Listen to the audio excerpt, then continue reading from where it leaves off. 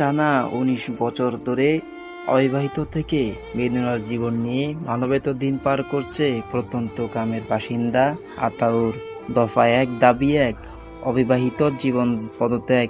এই স্লোগানকে বুকে ধারণ করে অবিবাহিত জীবন থেকে পদত্যাগ চেয়ে পরিবারের কাছে লিগ্যাল নোটিশ হস্তান্তর করে এই তরুণ। দাবি মেনে নিয়ে যথাযথ পদক্ষেপ গ্রহণ না করলে পরবর্তী কর্মসূচির কঠিন হুঁশিয়ারি দেন এই তরুণ। কোনো পদক্ষেপ না গ্রহণ করে তাহলে পরবর্তী কর্মসূচির কঠিন হুঁশিয়ারি দিলাম। অবিবাহিত থাকতে থাকতে বিষিয়ে উঠেছে আতাউরের জীবন, আর তাই বিস্ময় এই মরুর বুকে বৃষ্টি নামাতে চান তিনি। অশান্তির এই ভুবন থেকে একটু শান্তির আশা, চোখে স্বপ্ন ও মনে আশার বীজ বোনা এই তরুণের। অবিবাহিত জীবন থেকে পদত্যাগ চাওয়ার কারণ উল্লেখ করে তিনি বলেন, একই ক্লাসের বন্ধুরা বিয়ে করে এক বাচ্চার বাবা হয়ে গেছে।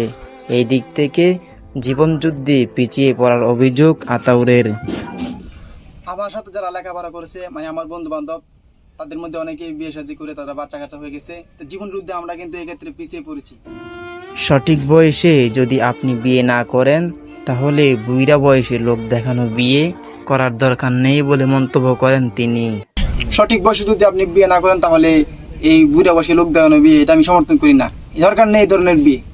কি কারণে অবিবাহিত জীবন থেকে পদত্যাগ করতে চান তিনি, এমন প্রশ্নের জবাবে তিনি বলেন, সমাজে নারী পুরুষের যে বিবাহ বৈষম্য তা দূর করে সাম্য প্রতিষ্ঠা এবং বিষয়টির আলোকে তিনি বলেন, যে বয়সে মেয়েরা 2 বাচ্চার মা হয়ে যায় সেই বয়সে ছেলেরা সমাজের চোখে শিশুই থেকে যায়।